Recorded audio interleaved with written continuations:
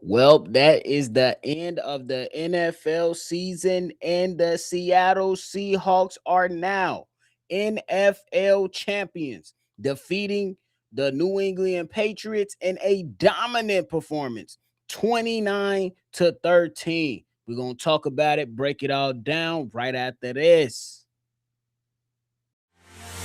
Welcome to your number one spot for all NFL news and content, NFL Central.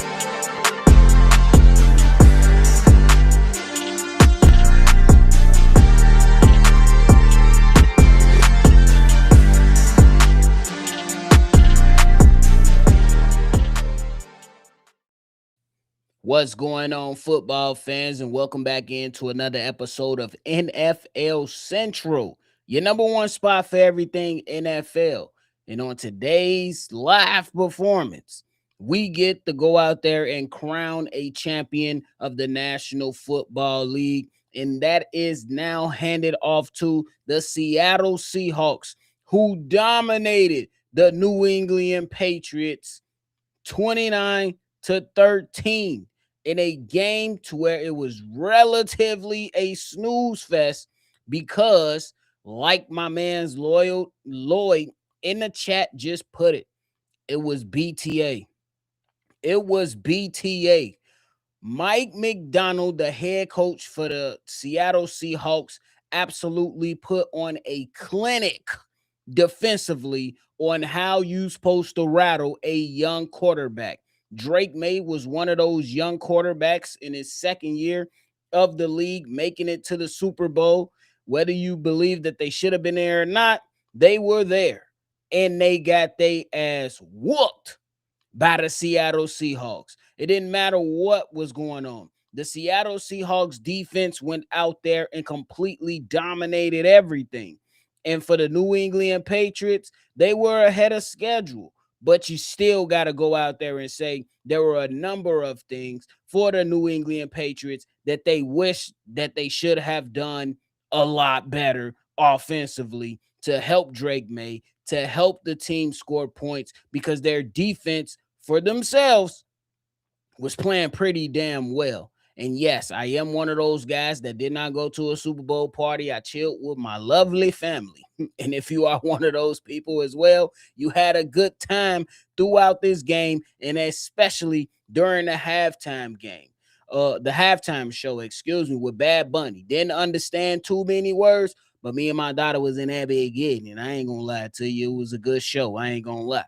But the way that the game started, and you look at everything, Seattle came out. They missed a touchdown to JSN early, and that could have been an 86-yarder up the sideline that could have been really, really well. The New England Patriots, the way that they came out in the game, I feel like they was a bit too conservative.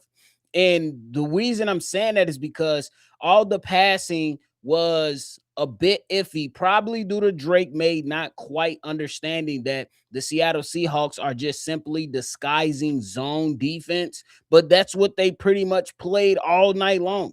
A lot of zone defense, and they sent a lot of pressure with their corners and often at times with their linebackers as well. But for majority of the night, they was only sending four, and the left side of that offensive line for the New England Patriots was getting whooped. Throughout the majority of the game, Drake May didn't have many options.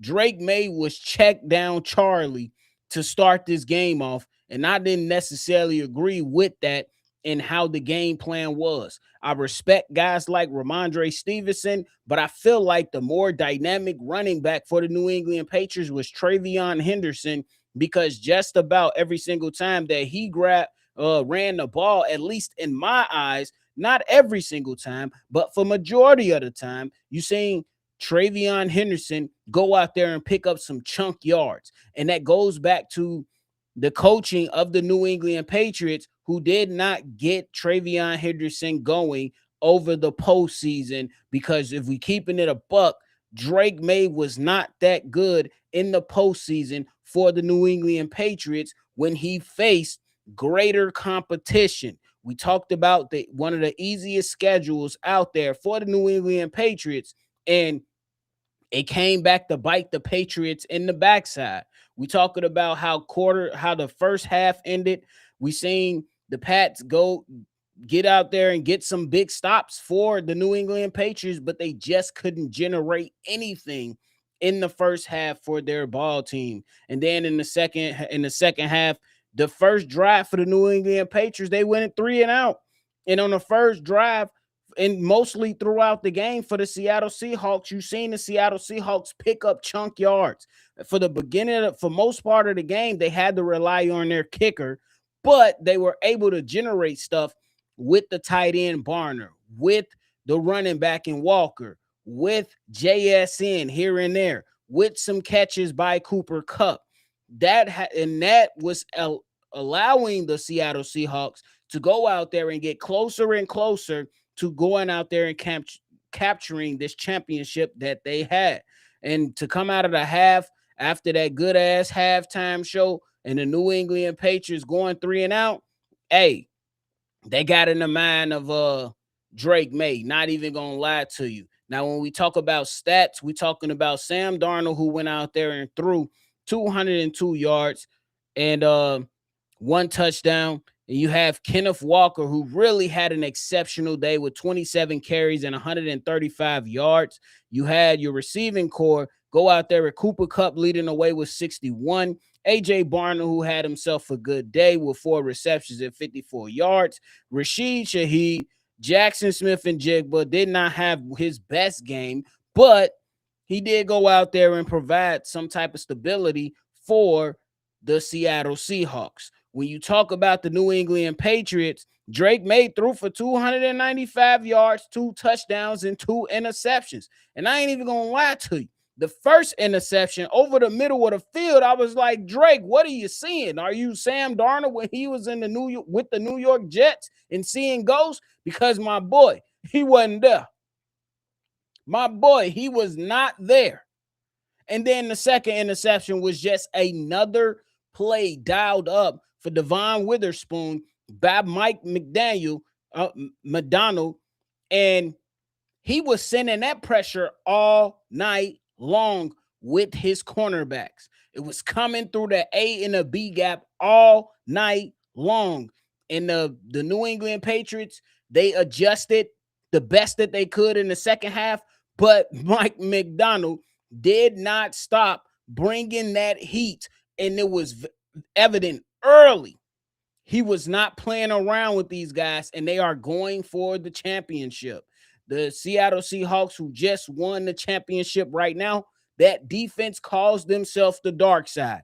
And right now, Drake May is in the dark side, because while Sam Darnold was going to get praises for once seeing ghosts and now seeing silver, Drake May is about to get scolded in the national media. And if they give the man some passes, that's their prerogative. But he was absolutely starstruck today. Absolutely starstruck today. I don't know if it was because of the bright lights and Cardi B and Bad Bunny was in the building for Drake May, but Drake May did not look like himself that we seen throughout the regular season. Now, if we want to go out there and draw comparisons and say that Drake May hasn't had a good playoff run, we can go out there and chalk that up too and say that this playoff run was a bit iffy for Drake May. And it was just absolutely bad. And when you talk about the receivers of the New England Patriots, you look at guys like Mac Hollins, who had himself some big catches in the second half. He only had 4 receptions and 78 yards, though. And then Pop Douglas, 5 receptions, 45 yards. Ramondre Stevenson had 5 receptions. That's tied for most on the team as a running back. That lets you know that Drake May, when it came to these players, was check down Charlie, gang. That's it. He was check down Charlie. The Seattle Seahawks played zone defense and said, we're going to rush with 4. And what we know, when a team is capable of rushing with 4 and getting home, you're going to have a long night. We just watched it when the Philadelphia Eagles beat the Kansas City Chiefs and blew them out. They were only rushing 4. If you can't block 4, you're in a world of trouble when it comes to the team that you're playing against. And that's exactly what the Seattle Seahawks did. And you got to give credit where credit is due. I'm gonna give them credit. I'm a little jealous because I wish my team was there to go on ahead and play against these Patriots. But I can't make it about me. I gotta make it about the actual game. And that's just what it is, man. And Stephon Diggs did not do too much out there. Only had 3 receptions for 37 yards. Hunter Henry, 3 receptions, 31 yards. Travion Henderson, 3 receptions, 26 yards. It was just bad, bro. It was just absolutely bad for the New England Patriots. And the Seattle Seahawks defense, one more time, bro. 6 sacks on the day, 8 tackles for loss, 2 interceptions, and 11 quarterback hits. 11 quarterback hits. That defense, I'm not ready to go out there and say they are better than the Legion of Boom, but man, is this the second coming of the Legion of Boom, who they call themselves the Dark Side. My God, that was absolutely crazy, bro. And we just got to chalk it up to the game at this particular moment. Shout out to the Seattle Seahawks for going out there and catching themselves a Super Bowl, man. For real, for real. Got to keep it how it is. Lloyd says ass to belt like mama used to, or belt to ass like mama used to. Don't matter how you put it, both are correct. both both excuse me. Both things are correct. Jay Capone, hey Bobby, this goes to show you D-line is pivotal. I hope Poe's paying attention. That's one of my Chicago Bears people up in there. We trying to get this team right. Yo, what up? He said, yo. Kevin in the building says, yo. And then B, he come back with another one, said New England O-line is trash. But I think that they had a better second half than they did the first half, but they was getting their ass whooped in the first half. That left side of the offensive line with Will Campbell and the other rookie, they were getting absolutely whooped to start the football game. And hey, that's just what comes with it. And if you ain't got the best people in position to go out there and hold down the fort on the offensive line, you will get exposed in the biggest game of the season. We seen it time and time again. The Kansas City Chiefs, when they went up against the Philadelphia Eagles, that those holes that they had in the offensive line got exposed in the biggest game. When they went against the Tampa Bay Buccaneers, that offensive line got exposed in the biggest game. In the biggest game, when giving coaches 2 weeks to prepare, giving guys an opportunity to get as healthy as possible, you will go out there and lose. And that if you don't have your offensive line shored up and you allow the opposing defense to just get at your quarterback with just 4 rushers. 4 rushers. It's crazy, bro. It's crazy. And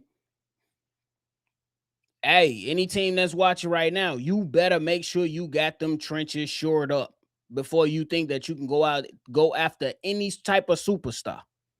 If you don't have your trenches shored up, you will get dominated in the big game by the opposing team if they have a pass rush that can get home with 4. This defense absolutely dominated today. We seen the cornerbacks of the Seattle Seahawks go out there and break up passes, get interceptions, get to the quarterback, defensive line, getting to the quarterback. Anytime you give up 6 sacks, you're asking to lose the game. And Drake May had a couple opportunities to go out there and at least make some plays. He was off target all night long, bro. Off target all night long. Drake May, 27 to 43. Not good, bro. It's not good enough. Not good enough. It's a little over 50%. A little over 50%. I'm sure of it. Real talk. And that's one of those things to where you look at Drake May. I still think he's a really solid player, but ultimately, you went out there and you crapped the bed today in the worst moment. They saying that's 62%. I'm trying to figure out how. I'm trying to figure out how. Cause that looked like it was that's look like man, that looked like it wasn't good enough. My man's B, my man's B Beeler. He said Bears first three picks should be D line, hopefully. We'll see what happens with him, man. But hey, we got to crown the champs today. Seattle Seahawks, they are the champions. They get to sing the song. We are the champions. We are the champions. Da, da, da, da, da. 'Cause we are the champions of the world. Hey, shout out to Coach Mike McDonald. I like him. He's a hell of a coach. Me personally, that is a coach you want to play for. A coach that's going to come out here and not be afraid of the moment. A coach that's going to go out there and trust in the team and put trust in the team. And man, that's one of those things where you look at it and you just say, hey, it's hard as fuck to win in the NFL, man. It really is. And when you get into certain situations, how do your coach dial up the game plan? Because for the Seattle Seahawks, the game plan was let Kenneth Walker do him. He was going off. He had some big moments to start the game, and they stuck with him throughout the game in the way that they was able to do it. And once those Patriots started to line up at the line of scrimmage with 5, 6, 7 players within that box, Sam Darnold was able to go out there, take the hits, and deliver the passes. That was the difference between Sam Darnold and Drake May. Drake May, he was starstruck. He was a deer in headlights, bro. And it's kind of expected with a young player, but you as the coach has to set this young fella up to where he can succeed a little bit more. A little bit more.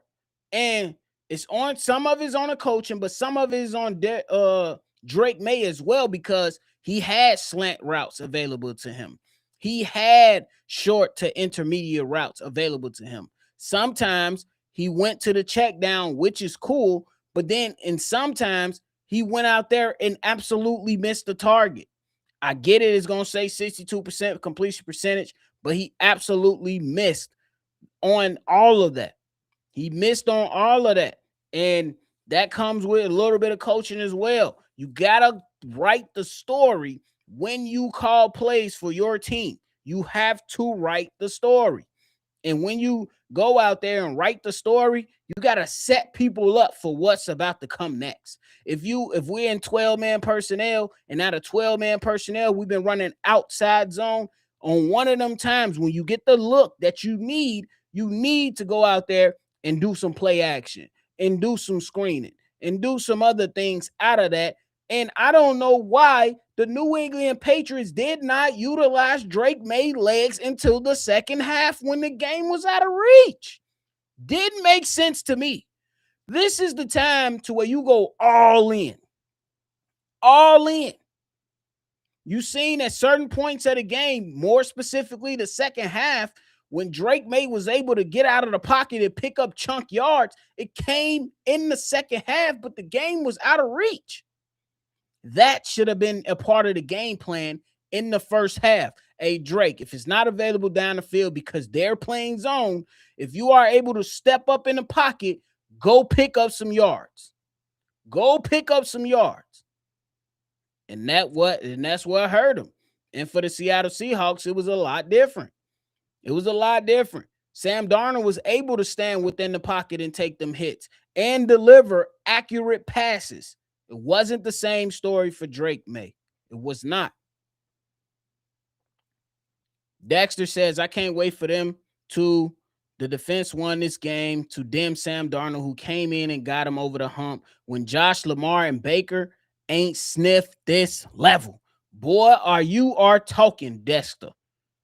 Dexter. You talking that talk, bro.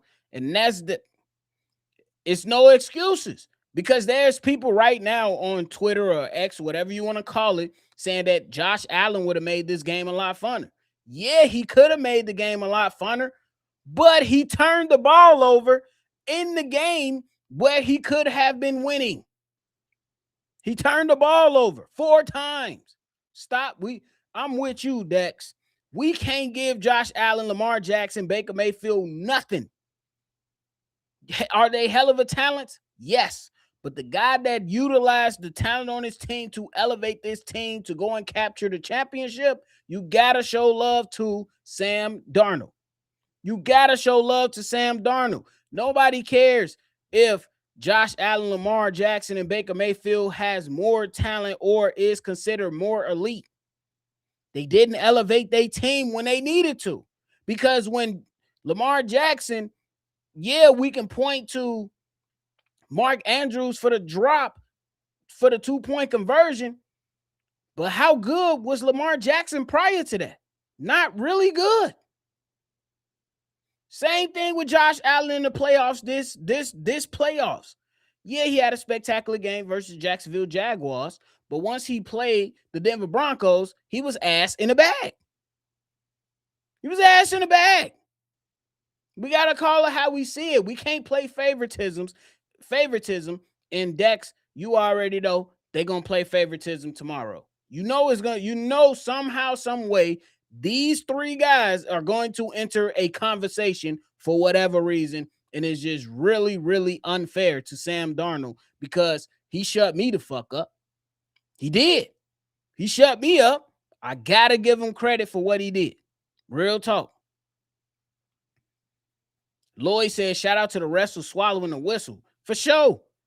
It was the refs, for the most part, let him play unless it was absolutely egregious. They let him play unless it was absolutely egregious.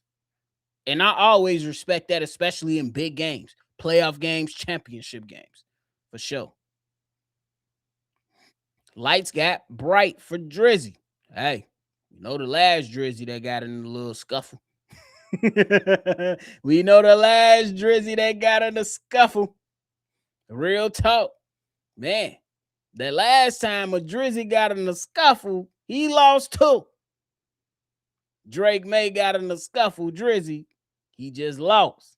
I'm just saying. It is what it is. My guy Leroy Pinkston said, facts, Dexter. Sam Darnold earned this ring for having to play for the Jets. You already know, bro. The Jets, hey, what Lil Durk say? I fell to my knees when that cock up. Them boys petty. I'm trying to go out there and hold you all until we find out who the Super Bowl MVP is, and then I ride out. We waiting. They still talking. They running their mouth. Let's find out who the MVP is real quick, man. It's an interesting thing, though. But me personally, I enjoyed the game. That's just me. Did y'all enjoy the game? Me, I love defensive battles. That's just me. Call me a purist or whatever it is, but I don't always need a high-scoring game. That's just me. I love the chess match when it comes to coaches trying to figure out how can they score, how can they continue to get stops or whatever it is. So that's what I like. That's my type of football. Like sometimes high scoring games is real cool, but at the end of the day, hey, and you are right, Leroy. Kenneth Walker is the MVP and rightfully so. He had the best game. He had the best game from start to finish. He had the best game on the Seattle Seahawks. I just got it too. So, yeah, see? Yeah, B. Kenneth Walker is the MVP for sure. And I think it's rightfully deserved. He carried this team for most of the game. He made big play after big play after big play. You got to give it to the running backs, and shout out to the running backs. They getting love. You need running backs out here. Tell you. Well deserved. Absolutely, Kevin. For sure. My man's B said, if you're a football junkie, then you enjoy this game. I did.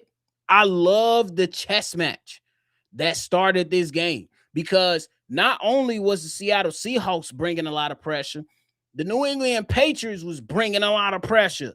And when the Seattle Seahawks went out there and picked up some chunk yards, Mike Vrabel and his staff defensively, they was like, to hell with that. We forcing field goals. So, man, Big Wash joining us. He said, "Is New England an elite team? Christian Gonzalez is the truth. Their running backs are decent. Their D is good, but I think our offense will give them the business. We got to fix our D, and this could be us." This what I'll say. The offensive line, they got to get better on that left side because they was getting absolutely worked from the center to the left tackle.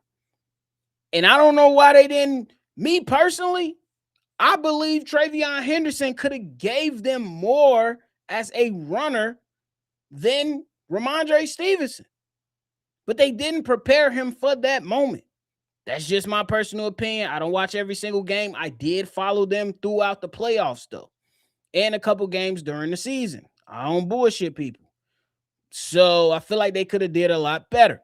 Christian Gonzalez, he made plays out there today. He is a dog. He's a really, really good cornerback for them. And they got other playmakers out there too. So I think they're a good team. Will I call them elite? No, not yet. Let's see them take on the schedule of next season before we call them elite. I think they're a good team, not elite yet. Because if they were elite, they would have been much, much better offensively. Because even if they would have faced some of their struggles, they would have been able to put up points like the Los Angeles Rams were able to put up points versus the Seattle Seahawks defense. They would have at least been able to put up more points throughout the game than what they were able to do. So I wouldn't call them elite. B. Bill said KW9 was eating. He was absolutely cooking. Dexter said, I love the domination by Seattle. They did exactly what they planned on doing. Established line of scrimmage. Sam Darnold managed well, didn't give Pats any chances. Kenneth deserved the MVP. And I agree with you 100%. He had the most consistent game out of all of the Seattle Seahawks players. He was more he had a touchdown taken away from him. I wish he could have punched it in, but his center got called for a holding foul. So it is what it is. But hey, look, y'all know I'm a Bears fan, but at the end of the day, I got to give credit what credit was due. And the Seattle Seahawks, they went out there and got themselves a chip, and they deserve it because they went out there and earned it. You got to earn it. You know what I'm saying? We could talk about the ifs and the what ifs, but at the end of the day, the Seattle Seahawks are now the NFL Super Bowl champions to end and cap off the season. Me and Steve-O have been talking. We're going to go out there and get this offseason stuff rolling. We're going to be talking about draft prospects, the best selections for the teams, the cuts that teams should make. We're going to be talking about all that stuff over the offseason, so make sure y'all lock in and tune in. Hit that like button and subscribe to the channel for your offseason coverage surrounding the NFL. Not Josh is in the building, says, what's good, Bobby? Just turned the game off after the third Seattle is just way too dominant. Yeah, bro. They was cooking, bro. They was cooking, Josh. Yeah. And Drake May looked like he wanted to go home. Lost 2 fumbles, 1 return for a touchdown, and then an offensive line couldn't protect Drake May at all whatsoever. I think in the first half they struggled, but in the second half, I think they gave Drake May a lot more time. I think it's probably a stretch to say a lot more, but they gave him more time, and he was just off target because he was rattled. I think he was rattled. I think Drake May was just absolutely rattled by the Seattle Seahawks defense because in the first drive, the Seattle Seahawks was sending corner blitz out the wazoo.